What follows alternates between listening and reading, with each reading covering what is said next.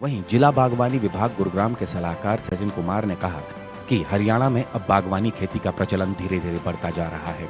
किसानों को सरकार बागवानी पर अच्छी खासी सब्सिडी दे रही है और इन फसलों की पैदावार कभी भी की जा सकती है। बागवानी फसलों की मार्केट वैल्यू भी काफी अच्छी है। किसानों को बाजार में अपनी फसल का अच्छा खासा दाम मिल जाता है।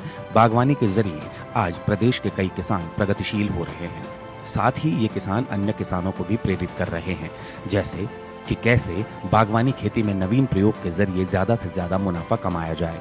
किसान अनिल कुमार की बात करें तो किस किस तरह की खेती करते हैं और कितने एकड़ में इन्होंने खेती की हुई है, आपके पास पूरी जानकारी होती है हर किसान की? हाँ, पूरी जानकारी होती है क्योंकि हम कैंप में जाते हैं तो किसानों के खेत भी देखते हैं, किसानों के पास जाते भी है, खुद भी फिजिकली वेरीफाई करते हैं खेतों को। तो हमने बिल्कुल रोड पे ही है इनकी तो साइड गाजर लगा रखी थी इन्होंने 3 एकड़ में, 2 एकड़ में गेंदा लगा रखा है, मैरीगोल्ड लगा रखी है, 2 एकड़ में इन्होंने मूली भी लगा रखी थी। मल्चिंग के ऊपर इन्होंने टमाटर भी लगा रखा है। मल्चिंग के ऊपर भी हम इनको जैसे सब्जी पे तो दे दी हमने 15,000, मल्चिंग के ऊपर भी हम 15,000 ना 6400 रुपए 1 एकड़ पे मल्चिंग के ऊपर भी सब्सिडी देंगे इनको। जो किसान अनिल कुमार की अगर किसी की भी किसान की जमीन नहीं है और वो जमीन रेंट पर लेकर के खेती करता है तो क्या सरकार उनको भी सब्सिडी देती है? बिल्कुल, जो किसान जमीन रेंट पे लेके सब वो कर रहा है, उस पे सब्जी लगा रहा है, तो उसी को हम सब्सिडी प्रोवाइड करते हैं, ना कि मालिक को।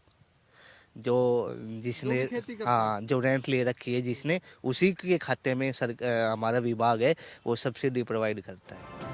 हरियाणा सरकार की ओर से बागवानी विभाग द्वारा किसानों को समय समय पर प्रशिक्षण भी दिया जाता है और बागवानी विभाग गांव-गांव जाकर किसानों को जागरूक भी कर रहा है ताकि किसान हरियाणा सरकार की ओर से दी जा रही सब्सिडी का फायदा उठा सकें। अमित जी, जिस तरह से हम देख रहे हैं कि किसान ट्रेडिशनल की तरफ आज खेती कर रहा है, हर फसल बोने की तैयारी हमने देखा कि किसान करते हुए नजर आया। सरकार की तरफ से इनको कितनी सब्सिडी मिली, चाहे मूली की बात करें किसान अनिल कुमार को, गाजर की बात करें, मेथी की बात करें, या जो उन्होंने फसलें बताई, कितनी सरकार सब्सिडी देती है इन फसलों? जो हमारा विभाग है वो हर सब्जी पे, चाहे कोई भी सब्जी हो, उस पे 15,000 रुपए 1 एकड़ पे देता है। जो कोई भी सब्जी हो उसमें जैसे ये मेथी हो गई, धनिया हो गया, 15,000 रुपए देता है। और सब्जी में इन्होंने लगा रखी गाजर, मूली, उन पे सब पे 15,000। अगर फ्लावर्स है, इन्होंने फ्लावर्स भी लगा रखे हैं, उस पे 6400 रुपए 1 एकड़ पे। और अगर ये लहसुन लगाते हैं, लहसुन पे 30,000 रुपए 1 एकड़ पे सरकार सब्सिडी देती है। और उसकी लिमिट है, अगर कोई किसान 5 एकड़ लगा रखी है तो उसकी लिमिट है कि 5 एकड़ ही ले सकता है वो सब्सिडी, उसके बाद सब्सिडी नहीं ले सकता। तो सरकार भी कैसे किसानों को प्रोत्साहन देती है कि किसान ज्यादा से ज्यादा जो है अब ट्रेडिशनल खेती करे, खुद आत्मनिर्भर बने?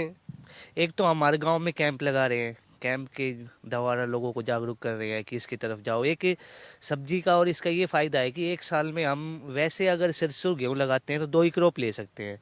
सब्जी का ये हम एक साल में 3 क्रॉप भी ले सकते हैं। और उससे बाई चांस कभी भाव भी कम हो गया तो अगली क्रॉप में किसान अपना जो पिछली क्रॉप में जो उसको नुकसान हुआ था वो मुनाफा पूरा कर सकता है। एक साल में अगर सही करेगा, परिवार के लोग भी उसकी सहायता करेंगे तो उसमें मुनाफा कमा सकता है सब्जी के में।